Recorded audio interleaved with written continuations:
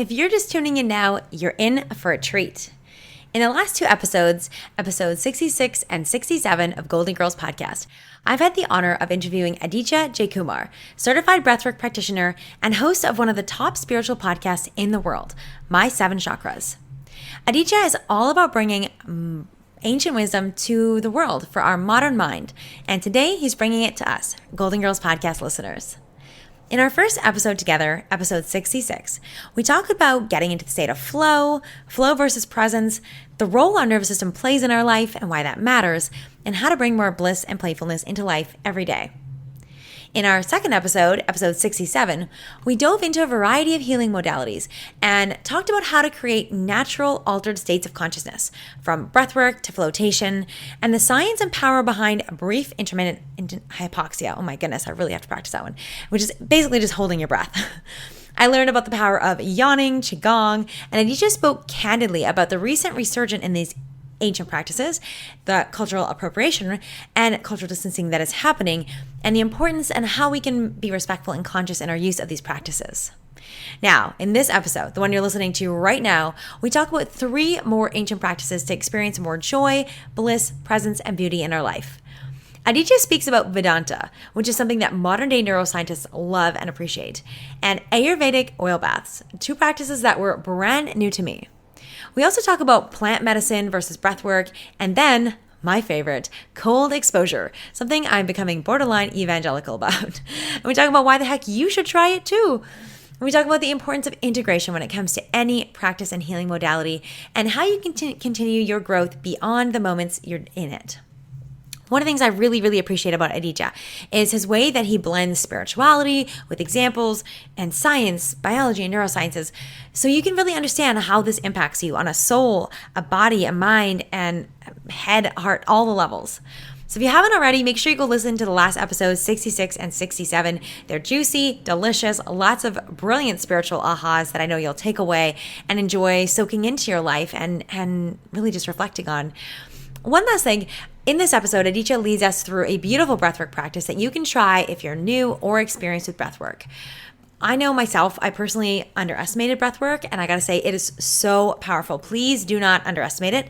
Make sure that you're not driving or doing anything other than relaxing, sitting, or laying down, and allowing yourself the experience of truly consciously connecting with your breath. We also have included the breathwork piece itself in the show notes for you, so you can go back and listen to it again and again. My friend, this is going to be another amazing episode with Aditya because you're going to learn even more simple, practical, proven, evidence-based techniques to help you improve the quality of your life. One last thing, it's impossible to talk about this ancient wisdom without getting spiritual. And I mean, let's be real here, Aditya is one of the top spiritual podcast hosts in the world. There's a chance that not everything we talk about, not everything that he says or I say or the questions that we have will make sense right away. And I know that for myself, listening to Aditya speak when I re-recorded the podcast versus me listening to it later, I took away new and different things. I think that's really normal when it comes to a spiritual journey, that not everything will land or make sense in the same way as it might the next time. So I basically just want you to be prepared for that if you don't understand everything, if not everything lands, that's okay. Sometimes I think it takes time for the right information to come to us. And so whatever lands for you, let it land. Whatever doesn't resonate, just let it roll off. And maybe you'll come back to it later. Maybe it'll click later. Or maybe it's just not for you, and that is okay too. I invite you to come to this episode and all the episodes, and especially your life, ready to receive, ready to listen, ready to use your own personal filter of what works for you and what's not. So be comfortable with that not landing or resonating. And if you're someone who struggles with trust or with listening to your intuition, this might be a really beautiful practice and a great place to start for you. My friend, I hope that you savor this episode and relish in this breathwork with Aditya. And by the way, he's got a way for you to join in for free, so make sure you listen till the end. And you know, breathwork is something I'm relatively new to, but it's been game-changing. So I hope that you enjoy this because it is a simple, practical, proven way that you can integrate some improvement into your life really easily.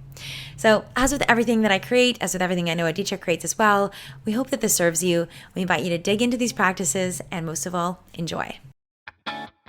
Welcome to the Goalden Girls podcast, where we believe you can have it all. I'm your host, Lisa Michaud, and I'm spilling tangible tips, goal-getting strategies, and real-life stories to inspire you to tackle your biggest dreams. You're a woman who knows you're made for more. Get ready to leave the excuses and self-doubt behind by being vulnerable, sharing your truth, and having honest conversations so you can succeed on your terms. Together, we'll set goals you'll actually achieve by staying motivated, having fun, and building a community of women empowering women. It's time to tap into your best self, get confident, and truly have it all. Golden Girl, let's dive in. Let's talk, I think the last couple things we've got here, plant medicine, Vedanta, Ayurvedic. Did you say Ayurvedic? Is that how you say it? Ayurvedic, yeah. Ayurvedic. Okay, Yeah. I always thought it was Ayurvedic, so I'm going to have to, correct me if I'm wrong, Ayurvedic. Yeah. So talk to me a little bit about plant medicine, because we know that that's another way to get altered state of consciousness. Yeah. I believe it was episode 45. We had Jennifer Perea, which is amazing, all about magic mushrooms. Yeah. What are your thoughts on plant medicine and how this fits into, flow, presence, vitality? Yeah. I think plant medicine has its place, but I think breathwork is a more sustainable way to access those places. I think plant medicine provides you the map, but breathwork helps you know, oh, that's where I need to reach. That's where I need to go on a day-to-day basis without any stigma. You don't need that much time because some plant medicine needs 6 to 12 hours to sit there. You can't do it in the city. You need to go somewhere out in the farms or maybe in a different country as well. And I think perhaps the most challenging thing with plant medicine right now is that it's not approved by the government. There's a lot of stigma associated with that. And because of that, people have to do it in secrecy. And because you're doing it in secrecy, you're not able to find the right person to work with because there's such a limitation of supply, if you know what I mean. Yeah, you really have to know the person, trust the person, and exactly. Absolutely.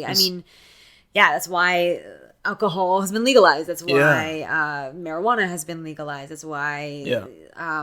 Actually, I wish I knew more about this. I don't know exactly where the sex industry is, but it's the same thing. Like, it's still, these things happen. It's whether it happens in a safe way or not. Yeah, exactly. And so because there is so much of limited supply and people are getting to know about the shamans or places where you can experience things like mushroom medicine in secrecy through WhatsApp messages, there's a quality control issue, I feel, that happens over there. Whereas if the government openly supported it, right, then you could pick and choose and see the experience level of one person and see what type of clients they worked with. I think that would be such a different state altogether, right?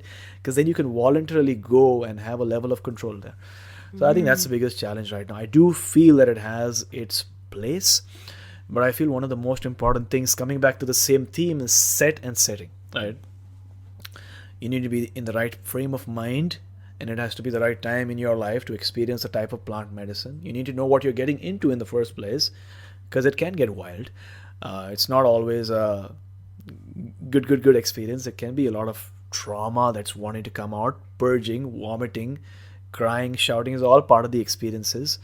And also, maybe you're not in the right group because you're in a very vulnerable position when you're having plant medicine. You're zonked in a different place altogether. So God forbid that you're taken advantage of when you're in that state, right? So it's such a difficult thing to choose, and bless the souls who are in the right community and know exactly where to go.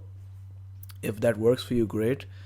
But if not, then breathwork is here to save the day, because you can do it anywhere you want. Breathwork, you can do it in your home, you can do it in your friend's home. There's no stigma involved, and the recovery is immediate. You can just walk up and go do your groceries. So that's where I'm coming from. I have tried magic mushrooms, and I feel that it was an experience that I needed at that point.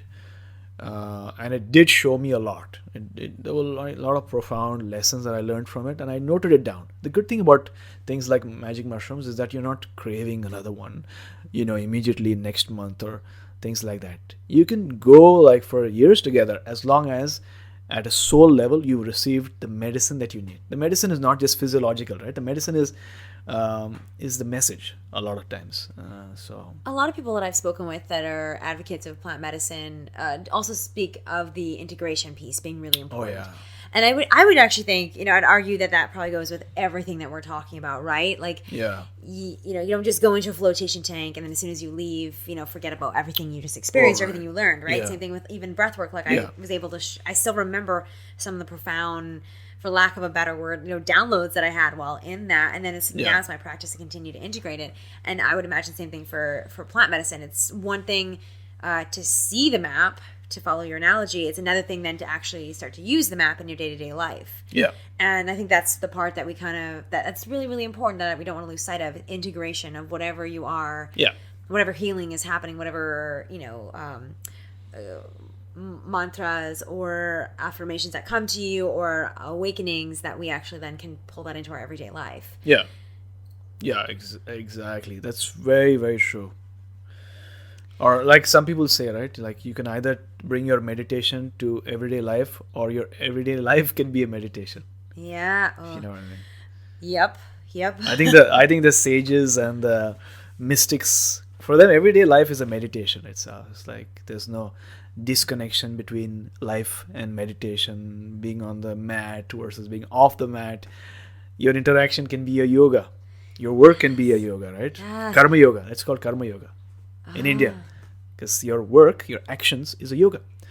Hatha yoga is just one part of yoga, right? Because there are so many different. Jnana yoga is the knowledge of yoga. Karma yoga is the action of yoga. Where every action becomes very yogic in a sense. So it's like a lot of philosophy also. Amazing. Yeah. I think that will also resonate, because I think most of us have probably been to a yoga class. And Yeah. You've heard the phrase of like, the yoga doesn't end when you get off your mat. Yes. The yoga begins when you leave the room, or when you have a hard conversation, or when you have to Right. go home and you have Yeah. 50 million things pulling at you, or work is really stressful. Like that's where the yoga begins, right? Yeah. So I think, so good. Okay, how about Vedanta, which is something I've never heard about. What is Vedanta? Oh, Vedanta also is a huge topic. Vedanta, all these are huge topics. All right, you have to go back for like these other, to go deeper. Like, Yeah. maybe just like if there's a way to kind of Cole's notes it. Yeah. Just to like share a little bit, because I think that anybody listening is probably going to have some intuition around like, oh, this calls me, I'm interested in learning more, or this is something, I think that. Yeah. No, 100%. Vedanta is made of two words, Sanskrit words, Veda and Anta. Anta means in the end. And Veda are these very wisdom books, basically.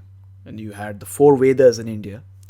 You had the Rig Veda, you had the Atharva Veda, you had the Sama Veda, and you had the Yajur Veda. Now, this was an antiquity, many thousands of years back. These were basically high-level wisdom that the sages wrote after deep contemplation, breathwork, and all these different things that they went through. They wrote it, right? Now, Vedanta means Vedanta is the ultimate culmination, the nectar of all these books. It's like if you had to forget everything else, Vedanta is the ultimate philosophy. So Vedanta is also called the Upanishads. Upa means to sit in front of, and Nishad means to, I think, sit in front of the Guru. So basically Upanishads is, like let's say you and me do not have time, but I had to communicate to you the essence of life within like 5 minutes. That's the Vedanta and Upanishads. So that's, and a lot of Vedanta is, like if you want a shorter version of the Vedanta, it is there in the Bhagavad Gita, which is the sacred book of Indians. So that's what it is. So basically, long story short, it's a summary of the ultimate nectar of wisdom of India is Vedanta. So basically, it is a philosophy for life. It's about understanding who we truly are, not through belief, not through faith, but through self-inquiry. Exactly. Yeah. That's what it is. For anybody wondering, I always pull Danielle Laporte Truth Bomb card right before we hit record, and it always has some moment in here. Aditya, what does the card say? Freedom, worship, inquiry. Right? So not through worship, but Vedanta encourages you to worship yourself. Because Vedanta teaches you or encourages you to discover who yourself is. And the lack of knowledge of self is ultimately why we feel sad. Right? Because if we truly knew who the self is, then we would not have all this sadness. We would not have this very weird relationship we have with death, right? I feel that we don't spend enough time thinking about death, and then ultimately when we experience death, or like a closed one, then we have that outburst of trauma and sadness, partly because we've lost that person, but also partly because we don't know what it's going to happen to that person in the afterlife. Is that person just reduced to bones and flesh, or is the person something else? Does the life continue and transcend beyond this physical life, right? So that's what Vedanta is all about. So Vedanta is very scientific in its approach. What does science do? It has a certain hypothesis, and there are a lot of experiments that are conducted until you figure out what the truth is. And then if you're able to replicate that experience or that result, that is science. Vedanta has a very similar approach. It's like various questions that you can ask yourself to say no, no, no, no, and then come to a conclusion. So for example, it says, are you your thoughts? No, you can't be your thoughts, because sometimes I'm happy, sometimes I'm sad, sometimes I'm jubilant. So because that is fluctuating, that cannot be me. So then you go, are you your emotions? Are you your body? No, well, I cannot be my body, because like 30 years back, I was much smaller, but now I'm bigger. Maybe when I'm 60, my body texture is going to change. So I'm not my body, right? So then you come to a conclusion of you are not your body, you're not your thoughts, you're not your emotions. You are the witness that is observing all of this transpire. And that puts you in a place of more power, because you realize that no matter what happens to you, even if you die, there'll still be that observer who's going to witness everything that is unfolding. So it's a very beautiful journey to go through, especially for somebody who is grieving, because they realize that through these experiments that the person who was with them all their life is still with them. Does that make sense? Yeah, it does. So it can be incredibly healing also. Wow, amazing. And you said this, you said a lot of modern day neuroscientists. Oh yeah. Also really love and appreciate Vedanta. Yeah. Why is that? Well, because traditional science is very reductionist in nature, right? Because we're always trying to deduce big from small. This is made of this. This is made of this. Right. Right? Molecules are made of atoms, correct? Atoms are made of something smaller and something smaller and something. But at a certain point, they're not able to identify how small it goes, right? And at what point do you arrive at consciousness? They're not able to understand the consciousness. Like in your body, where is consciousness stored? Right? And what is this consciousness that creates these emotions that are so nuanced? We give words to emotions, but at the end of the day, it's gray. It's not black and white. Your happiness might be different from my version of happiness, because it's very mixed, right? So they're not able to fathom or even calculate or even quantify emotions. It's very difficult. We're not able to quantify a subjective experience. Me objectively can make an attempt to understand what you're going through, but only you will truly know what you are subjectively going through. All right. So that's why that is called the conundrum or the hard problem of consciousness, because they're not able to identify where is consciousness located. They're not able to replicate. Like Elon Musk is using Neuralink to try to install some chip into a human being, and his hypothesis is that he will be able to keep you alive forever, even though your physical body dies. But then the question becomes, the ultimate question is, what is consciousness, right? Because if consciousness is never objective, then he'll never be able to be successful. Because consciousness is a very subjective experience. And so the reason why they are so fascinated with Vedanta is because Vedanta says that consciousness is a fundamental aspect of life. before the buildings, before creation itself, there was consciousness. And then that consciousness somehow maybe divided, replicated, created multiple different smaller consciousnesses. And that's how things emerged. That's how life emerged.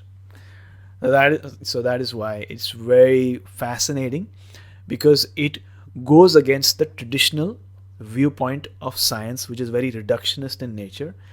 And then we emerge into a very quantum-based approach to science.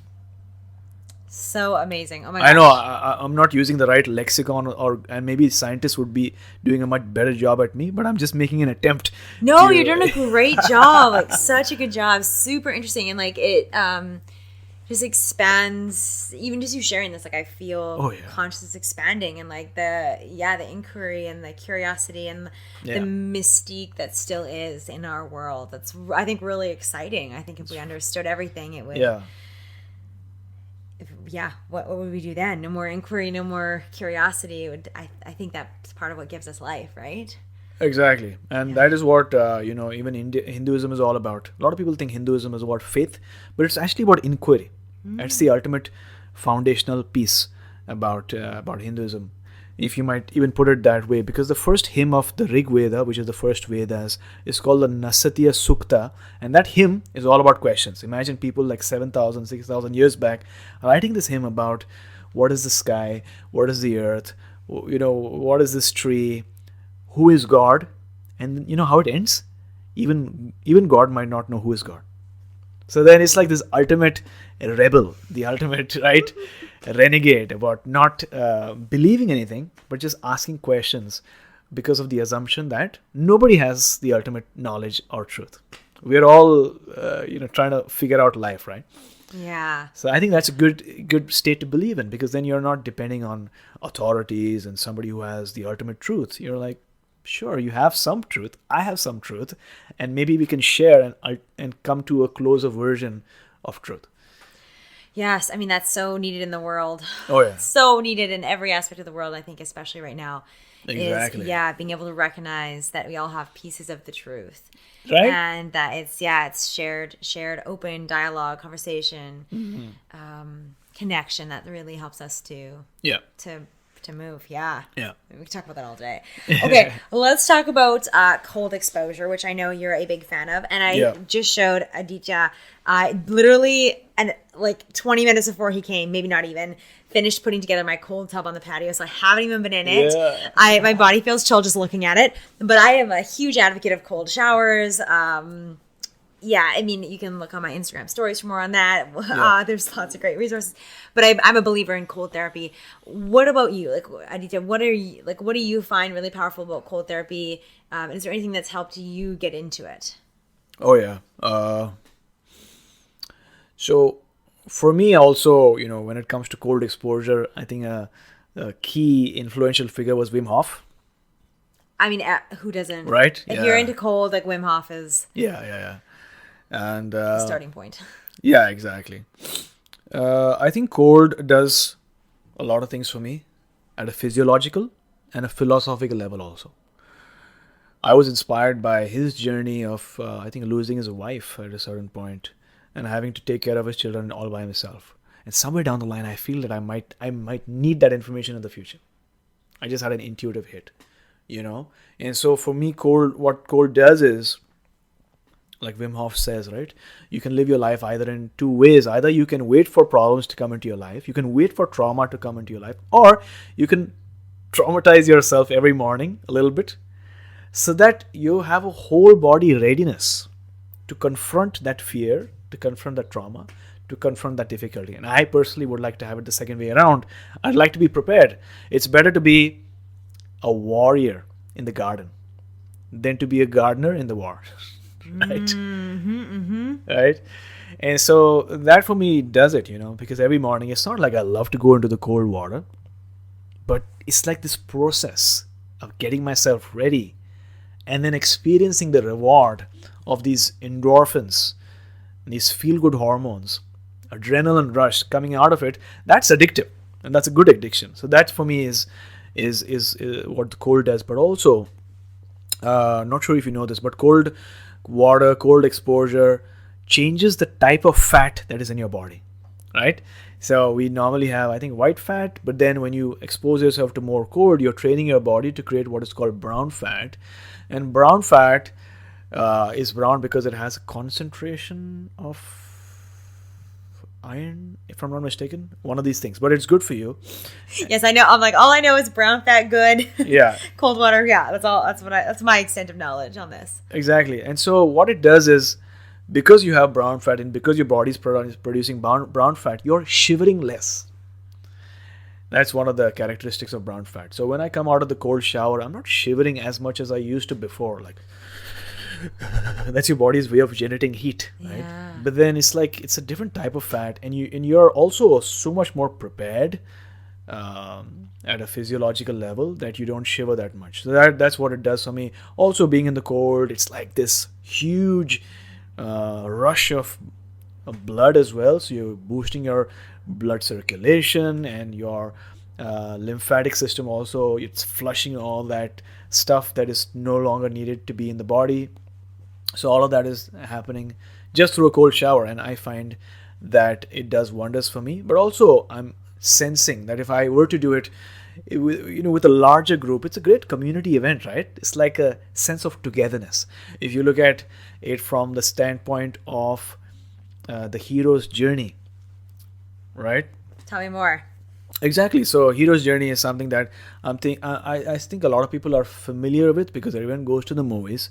But there's a set narrative that is there in each and every movie, which is why, on a psychological level, we are drawn to it. Each of us feels, we sort of know that there's a hero within us, but maybe that hero is sort of dormant or maybe not ready to experience that encounter. But every once in a while, when we go through a challenge, a difficult situation, a frustrating situation, or maybe a traumatic situation as well, when we come out of it, we feel like we've accomplished something huge. And so for me, it's like when I go into the cold shower, or maybe when I go into the cold ocean, for example, when I come out, I feel like I've won a little battle, a small battle, but I feel great. And also, I think it builds self-love also, because you start respecting yourself a bit more.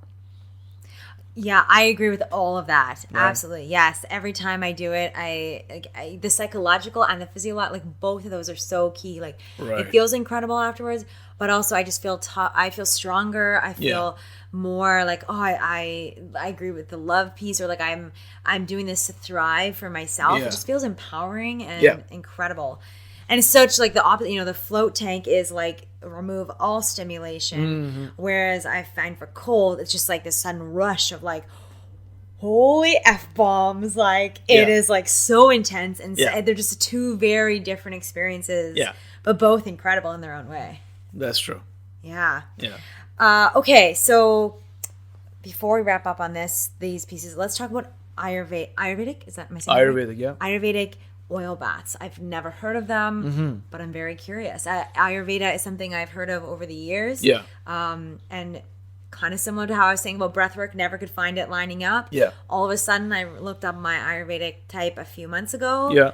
Maybe even like 6 weeks ago or something, very recently. Yeah. And in the past, it never resonated. I was always like, okay, maybe for somebody else. And this time I read it and it was spot on and so fascinating. So, Right. yeah. That's and then awesome. here you are telling me about Ayurvedic oil baths. So let's tell us what you want to share. Well, Ayurvedic oil baths, as the name suggests, involves oil. But you're not showering in oil, right? You're giving yourself a massage with the oil. Because the truth is, especially for people living in the northern hemisphere, where it tends to get cold and dry a lot of times, our body and our skin craves this oil. And maybe you put cream and things like that, which is great. But sometimes oil is a very direct way to provide more nourishment and texture to our skin, right? And so that's exactly what it is. It's called Abhyanga. That's the actual name for Ayurvedic oil baths. Abhyanga. And Abhyanga literally means self-love. And so what you're doing essentially is you're not just putting oil, you're putting the oil, but also you're massaging yourself, right? And maybe not everyone can afford to get a masseuse massage them, an RMT massage them every week. And for that, I feel that oil baths is a very affordable way to express self-love, but also to give some stimulation to your muscles, to your joints, to your ligaments, and improving blood circulation, improving the lymphatic system, right? And so you do these strokes, both circular and straight as well. And so the way it works is generally you choose what oil you want to get. There are different types of oils depending on the type of the year, time of the year. So Okay. depending on if it's a summer season, you would a certain oil. Winter season, you use a certain oil. Or if you prefer, for me, I prefer coconut oil and a little bit sesame oil. I mix it up. I heat it up a bit so it's a little bit warm, not hot, but warm oil. And then you apply the oil on your body, right? All over your body, hair, right?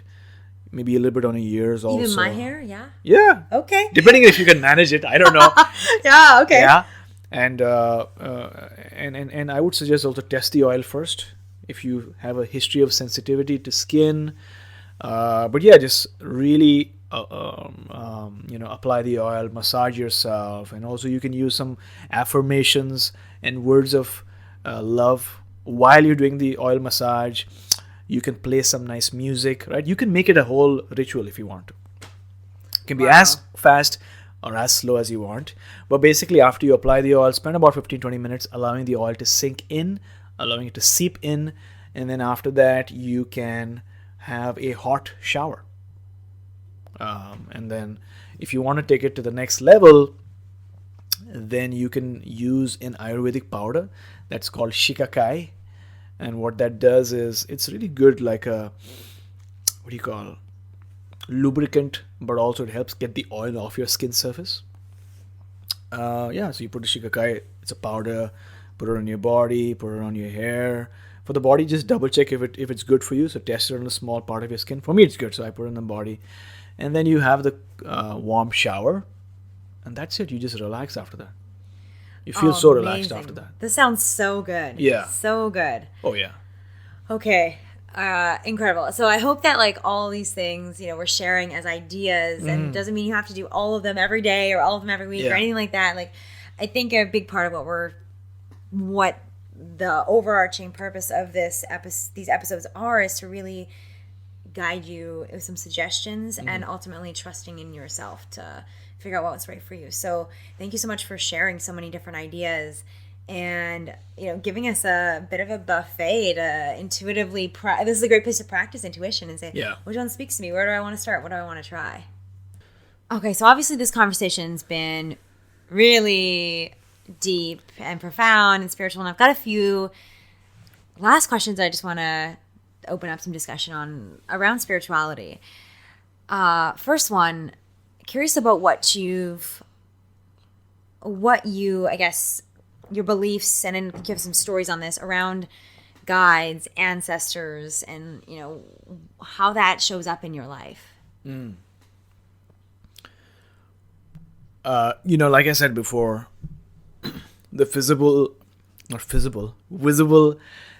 world that we live in is just a small sliver of the entire existence. And I think the more you do breath work and maybe some plant medicine, we sort of get a fragment or an understanding of firstly how little we know, but also how little we see.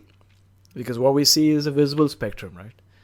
And based on what we are seeing and based on what we are sensing, we assume that is reality.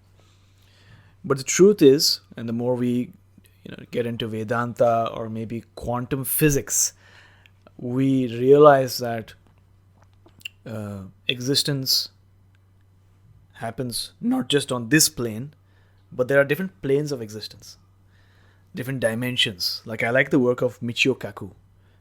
Have you heard of him? No. Well, he's a scientist, he's a physicist, but he delves into all these different aspects of what is possible. He did an interview on Tim Ferriss's podcast recently. He spoke about alternate timelines, alternate realities, alternate dimensions, parallel realities. There are so many different things that we, for some reason, have not considered, but deep down we know that maybe that's possible, And, there is a spirituality attached to it, but we all know that any advanced technology can be seen as a miracle, if that makes sense. So they're basically saying there's a lot of things that we don't quite understand, right? And my theory is that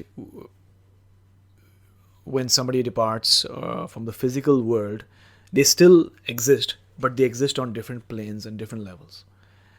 And if there's a resonance, or if there is an energetic connection still between us and them, let's say for example our ancestors, or maybe our spirit guides, then they're able to transmit some information to us and back and forth, things like that, right?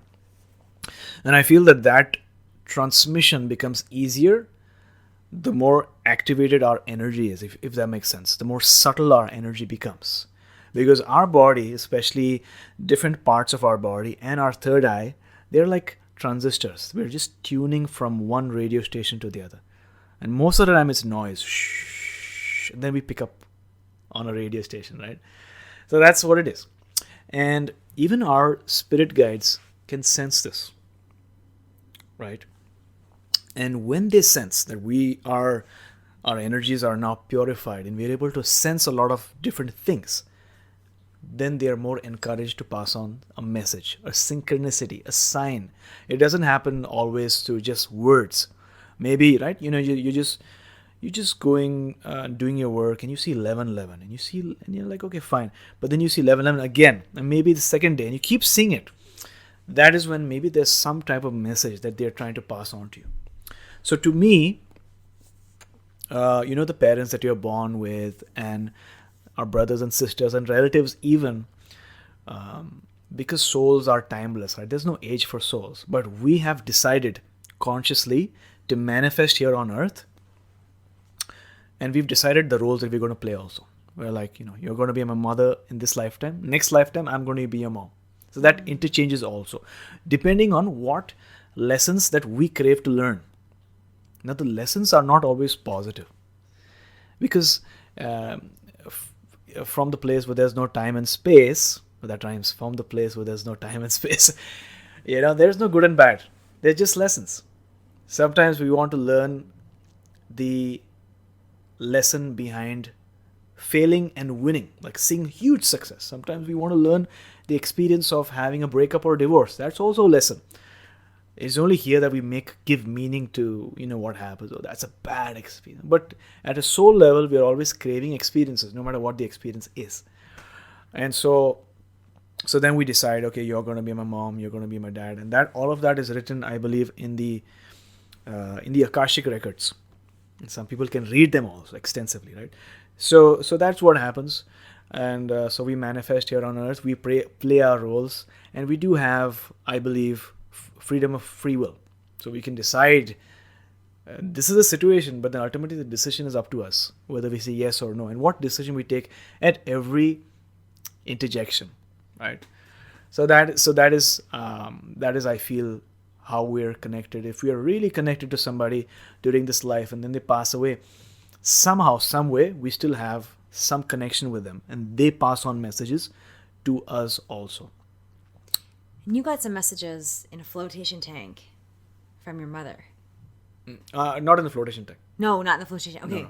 So basically, for your listeners who don't know, so my mom departed from her physical self last year, and I make it specific. I don't say die or something like that. I say she departed from her physical self because we have a understanding, right? People who are deeply spiritual, they understand that that's not how it works. A person just doesn't die and then that's the physical body. No, the physical body is like a car. It's a vehicle that we use for a limited period of time, and then we move from one vehicle to the other. So anyway, so that happened. But then and I was deep into my understanding of Vedanta also. That really helps, put things into perspective. But basically, when I was coming back from home one evening, it was dark, and this was in the month of, I think, maybe May. This was May, and so at that time I communicated to my mom, and I said that if you can hear me, or if you can hear this message, if you can sense my intentions and emotions, and send me a sign, and I felt that the message had gone through very clearly, but I was not attached to receiving the message immediately. And so then I crossed the road And the first thing I look right, all right. And so on the board across the street, what I see is the board, the words, two words, Mother and India. This is Mother India, you know. And so that for me was not just a sign, but it was a conclusive sign that she was communicating with me, because it's not just mother, right? Mother can be anywhere, but it says Mother India, which for me was a definite sign that she was trying to pass on the message to me that everything is good, everything is fine. Oh my gosh, so powerful. Yeah. So amazing. Yeah, I think this is I don't I come from like the very like Western model of what, you know, quote, death looks like. So I'm always so open and love to hear these stories of connection and that. And I don't know a lot, but I have witnessed two people where their physical body, how did you say it? Their spiritual, how do you describe that? When I would say they passed away. Oh, okay. What was the phrase that you used? Physically departed. Physically departed. Okay. So I've been there when two people have physically departed. Yeah. And in both situations, and let me say this is also, they were people that were older in life. They were people that had, you know, it was not a traumatic situation. So there is, I recognize some blessing in that experience. But it was really interesting because the one that passed away, as soon as she passed away, and before we could even, she physically departed, hadn't even realized that she'd stopped breathing, but her dog had left from right beside her side and went running and barking to the door and the window. And that once that happened, we then looked back and realized she had physically departed. Oh, and it was so incredible, like really just really special moment. And then another person that I've seen physically depart, it was really interesting because for days leading up to, they'd asked about the sunshine, and this was in January on Vancouver Island, so there's not a lot of sun, you know. And every day they were like, is it sunny? Is it sunny? And we're like, no, it's not sunny. And every day they would ask that question. And one morning the sun started to come out, and we got the call from the hospital saying this is, you know, a turn is coming, and we're driving to the hospital. It's a 4-minute drive, and the Beatles song "Here Comes the Sun" comes on, and we go into the hospital room, and the sun is shining, and we're there, and within moments, you know, she had physically departed. Right. And so I've always just had like this curiosity and reverence and a lot of like respect for what I do see, and also like awareness and reverence for what I don't see, what I don't know, and what's still kind of mystery. And so I just I don't have anything else to contribute besides that, but I really appreciate like hearing that. And I've never tried sending messages, but I think I'm going to try now because you just inspired me on that. So thank you. Oh yeah, I think. You know, every soul has a journey, and the journey does not stop. It keeps going. And sometimes if you don't hear a message back, that's probably because it's the best for them. Maybe less distraction, so that they can be in a state of flow in their other journey, right? So I'll leave it up to the universe to pass me any information that I might need along my own journey, right? Yeah, so much trust. Yeah. So why do you believe we're here on Earth? Another like a nice easy question. Yeah. Well, the earth is a spiritual playground, because you can only learn certain lessons on earth compared to where we are from, because where we are from there is no time and there is no place. So if there's no time, you can't really grow. Because for some reason I've learned and I've read that you need that experience of elapsing of time in order to have these lessons of sadness and guilt and happiness and joy and bliss and all these wonderful variety. We say some are good and bad, but from the place that we are, there's no good and bad. There's no yin and yang. Yin and yang was only created so that we can experience the polarity of life. Because it is only when we experience the deep darkness and the despair and the sadness can we appreciate the true happiness and joy. we can't estimate how good something is unless we know how bad something can get.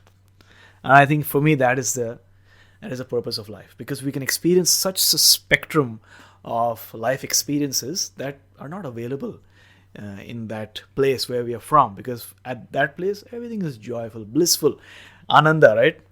If everything is ananda, it's good, it's very nice, but then there's no learning, there's no growth, I feel, at a spiritual level. And that's why all these spiritual masters say that if you're going through suffering or challenge and despair, maybe that's a gift. Some people will say that person is so unlucky, right? This has happened.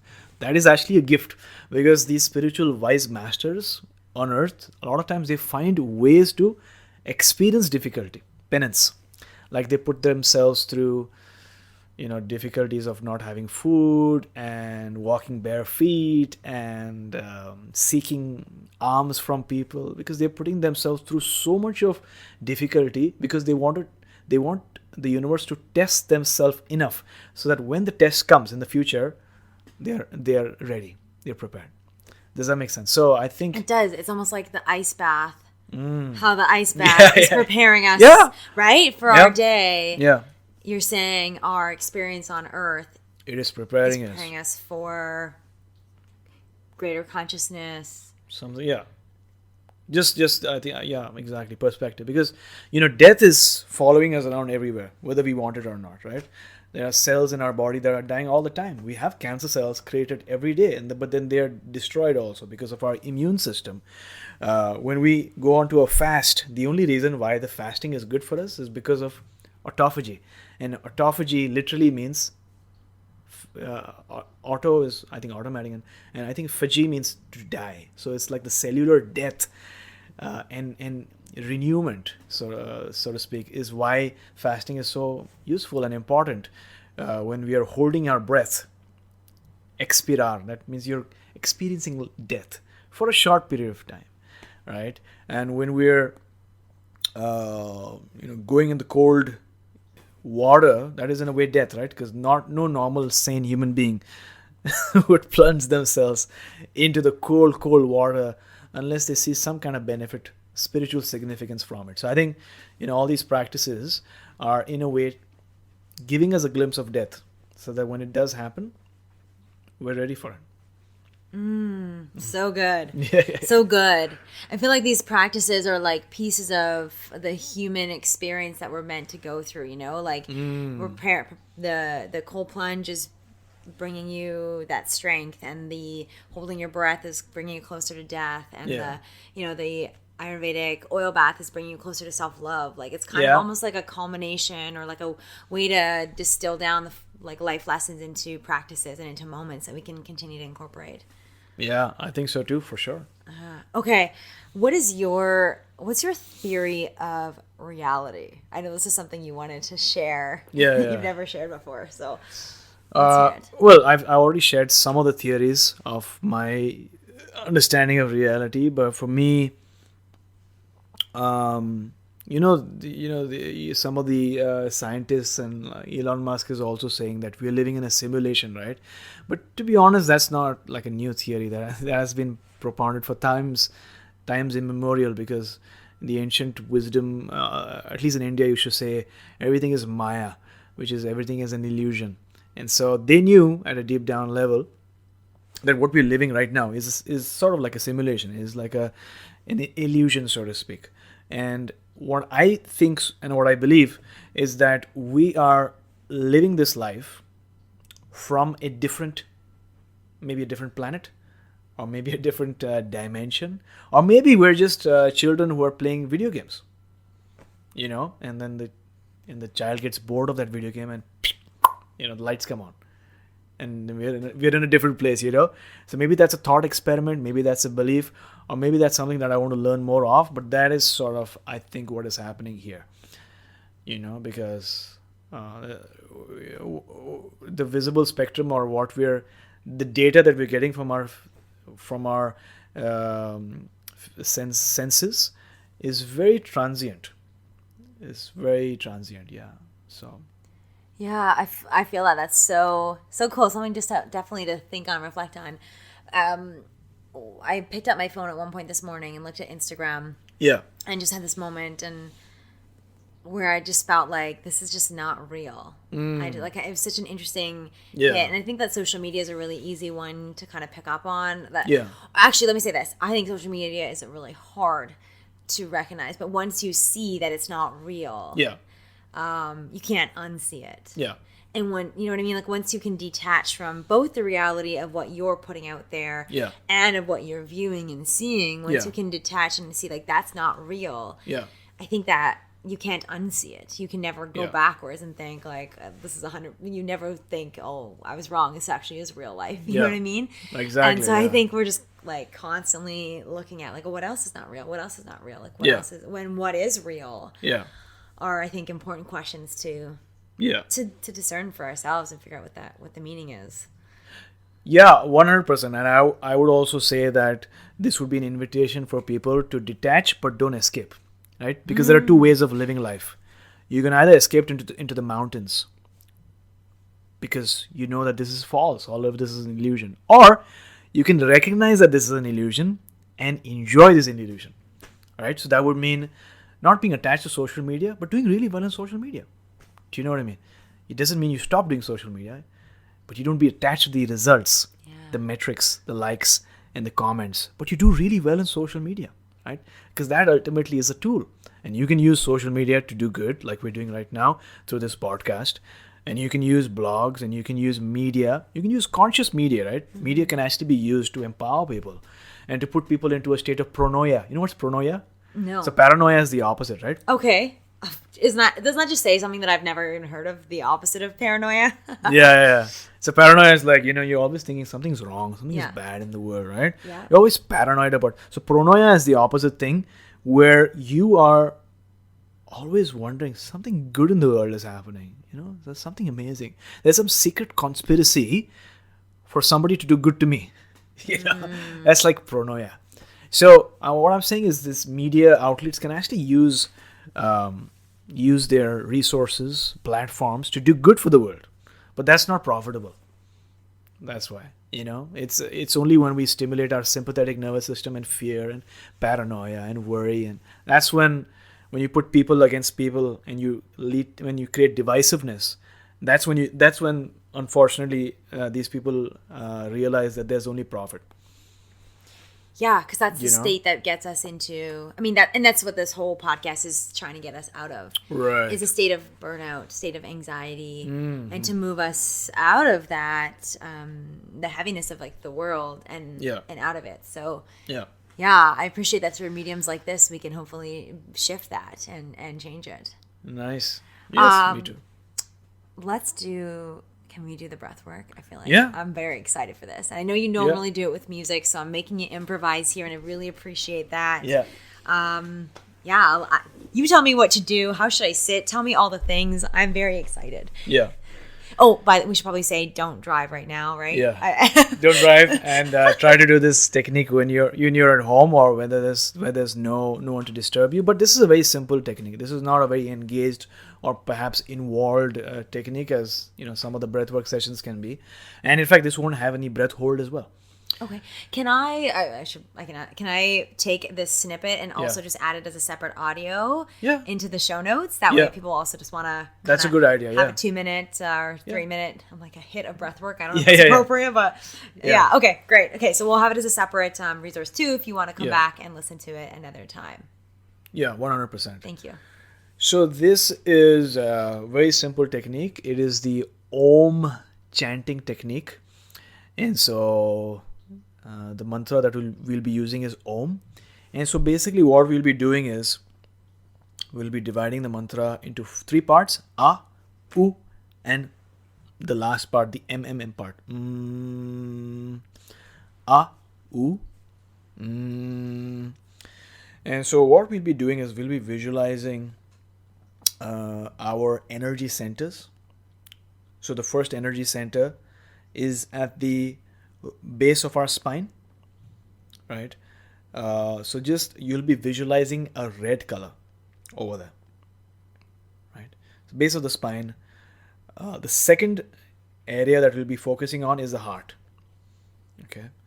So not the physical heart, but the spiritual heart at literally the center of the chest. Green color. Okay. And the third area will be the third eye, which is between the eyebrows, slightly above. So here. Yeah. And be visualizing an indigo color. Right. So you'll be visualizing a color, but also you'll be chanting a particular tone.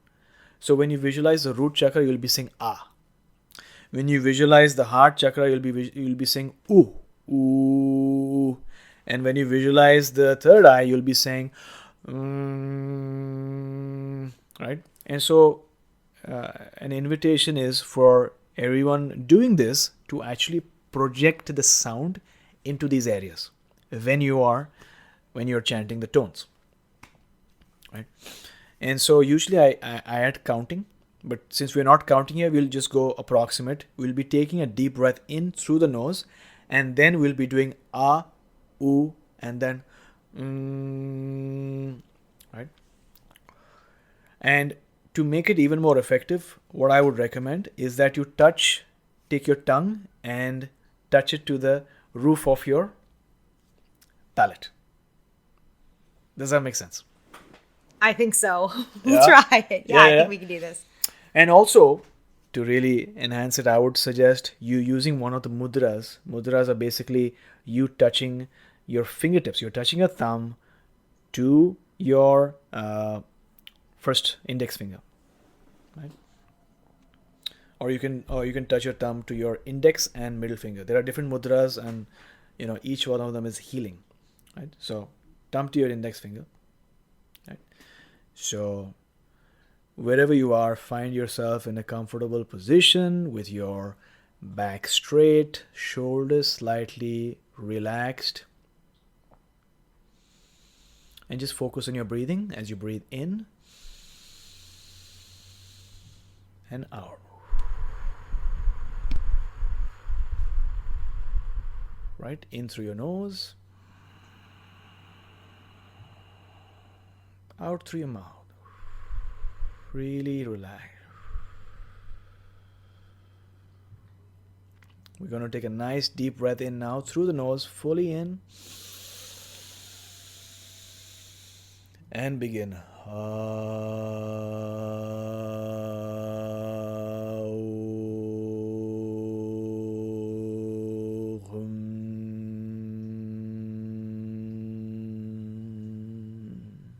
Fully in through the nose. Once again. At the root. At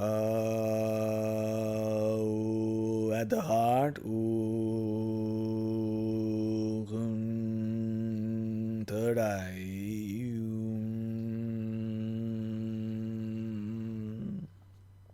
Deep inhale, fully in, filling the belly.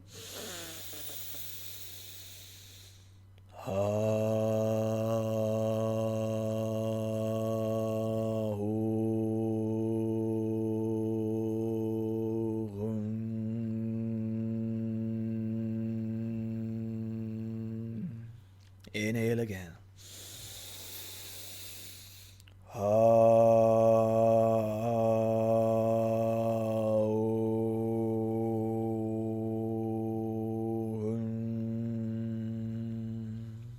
One final time. Nice deep breath in.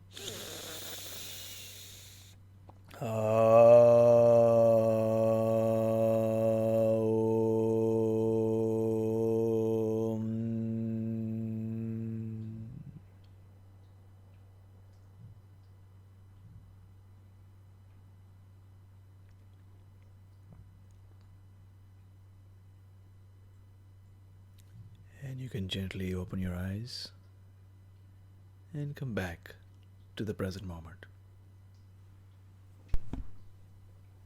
Wow. So amazing. Thank you. You're welcome. I decided to let your chanting be the guide. It was so powerful, even just to sit and listen. We might have to do a whole other podcast on like sound healing and all of that. We didn't even talk about that. There really is something about the frequency and Yeah, really cool. Thank you. Definitely going to go do that by myself later. 100%. I love it. Now, you have a super special offer for everybody that is listening as well. Can you share that for us? Yeah. So basically, I do these breathwork journeys on Zooms so that people who are living in other areas, different parts of the world, can attend as well. And so my invitation is for everyone who is listening to this podcast to join me for a Zoom session on a Sunday morning. We meet at 8:30 a.m. Pacific. That's 11:30 a.m. Eastern. And so, whether you've done breathwork in the past or maybe this is your first time, you're really excited, you liked what we spoke about, and you want to join us for a breathwork session, and maybe Lisa and I will plan some in-person sessions as well in the future in Vancouver for people living in Vancouver. But for now, I'd love to provide you a free ticket for my next breathwork journey online. I'd love to connect with all of you. And the link is... yeah, we'll put the link in the show notes for you. It's my7chakras.com/breathwork experience.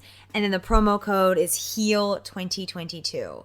So my 7 chakras, which is adityaspodcast.com/breathwork experience, promo code HEAL2022, and we'll make sure that's in the show notes. That's very generous. Thank you so much. And I know there'll be information on there too, learning more, because you have a whole course, Burnout to Bliss, that I know you go even deeper into all of this. So, but thank you for that generous offer. Yeah. Okay, I got the last couple Golden Girls. We call them the rapid fire questions. So, like, really nice, quick, easy questions. Not like, what's our purpose here on Earth? What is a goal that you're working on right now? Real estate. I gotta get my first home. You know that. I love it. So good. And I loved what you said about the root chakra too. Yeah. And like, yeah, very, very cool. Really good. What's the best lesson that you learned in the last year? In the last year is to spend as much time in parasympathetic dominance. So cold showers, flotation therapy. That's my lesson, do as much as I can so that I can show up in a better way. Cool. What's something in your life that you've changed your mind about? That's a tough one. Maybe that one wasn't easy. I swear the next one is. What have I changed my mind about? Oh, yeah. Initially, I had very strong opinions about the mandate in terms of, the government is honestly not doing the right thing. And there's so much divisiveness. So I had very formed opinions, about things. And that I feel sort of affected my, what do you call that? Mental wellness. I mean, in terms of my thought process, in terms of us versus them, in terms of all this wrong that's going on. And there's a lot of truth to that. But then I realized, you know what? Everyone's trying to do their best with what they have. That was my realization. Interact with people based on where they are at and the conscious level that they have and the challenges that they have. We don't even know what challenges people are going through, right? So, there's a lot of divisiveness right now. So for me, it's like, just try to understand where their person is coming from and see where you can agree. And if you don't agree, then that's fine also.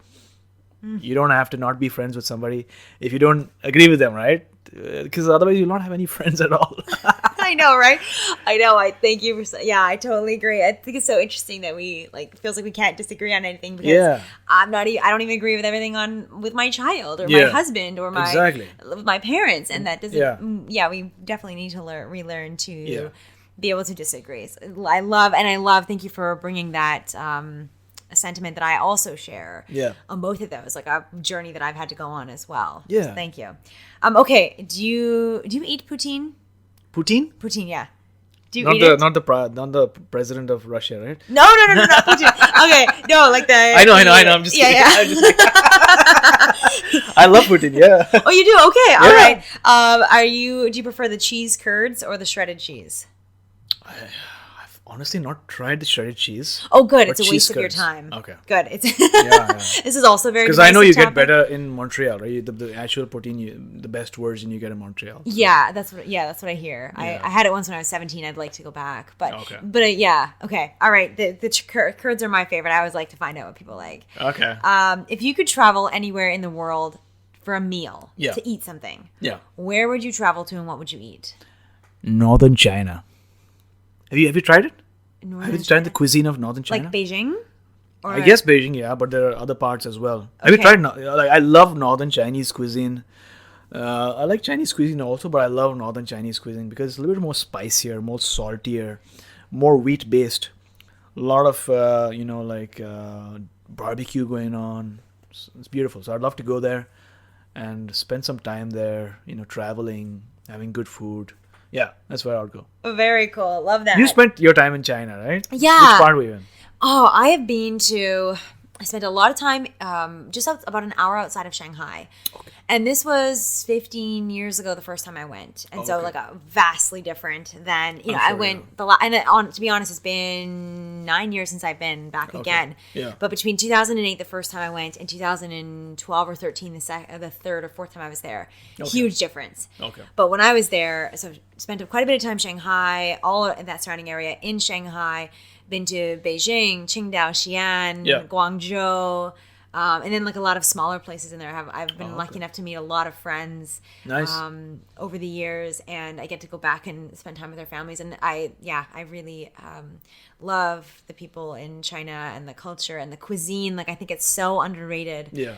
Oh, because you're like the Beijing hot pot versus the Shanghai hot pot, and like the Cantonese cuisine and Sichuan flavor. Oh, I love Sichuan too. Yeah, and it's a great Now I'm starving. Thanks. So good. It's great.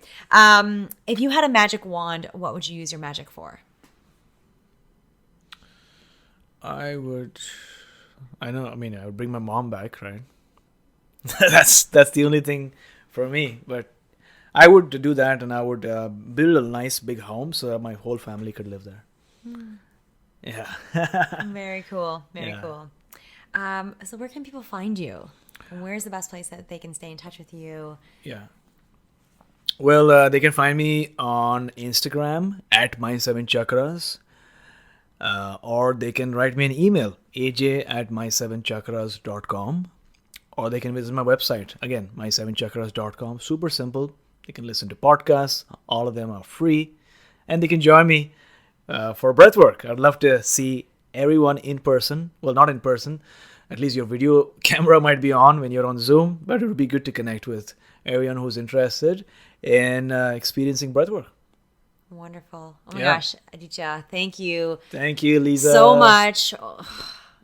There's nothing else. Just thank you. I have so much gratitude for everything you've shared. Thank you. For an open conversation, and for all of us. I know we're going to if we can just take away one or two little things from this conversation, each person's life is going to be infinitely better for that.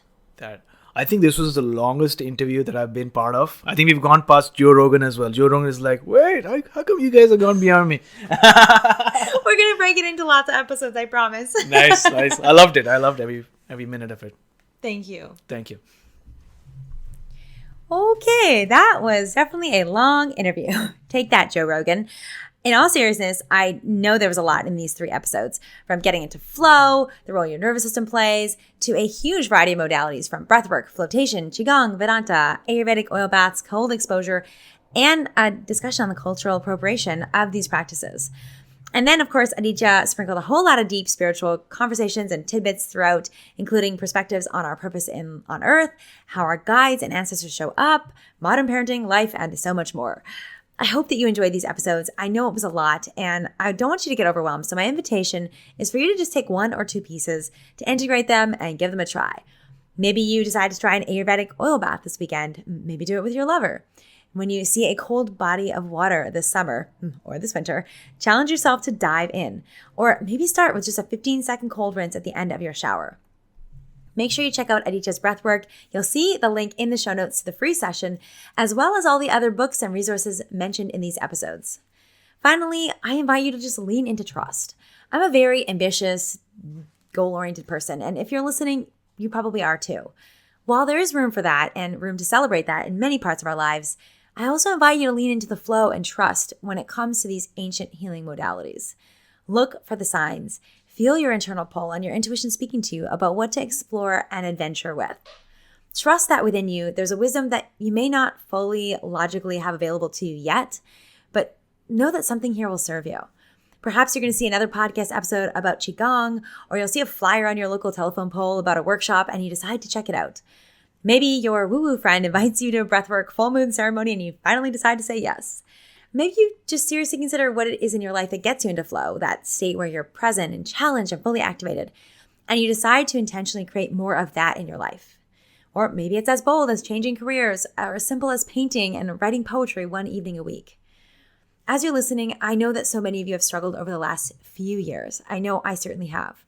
I believe we're at the beginning of a mental health crisis, and around us, we're watching these systems and structures collapse rapidly. I certainly don't have all the answers, but I do deeply feel that at this juncture we're in our collective journey, that the more present, humble, aware, joyful, conscious, loving, and compassionate we can become, the better we will all be. And I think we need it. So thank you for listening. Thank you for being here on this journey. Thank you for doing this work of becoming your best self. Our world needs it. Our world needs you. And you deserve to live the most incredible life possible. And I hope that this episode shared some new ideas to help you do just that. Wherever you're listening from, whenever it is, I wish you an amazing day and a beautiful life. Thank you so much. Thank you so much for listening. If something spoke to you, send me a message by sharing this episode and tagging me on social media. If you know someone who would love to hear this episode, please share it with them too. Because I love surprises, make sure you subscribe to the Golden Girls podcast today. It's the only way to find out about bonus surprise episodes and make sure you don't miss a single beat on your golden journey. Thanks again for listening, and I will talk to you in the next episode of the Golden Girls podcast.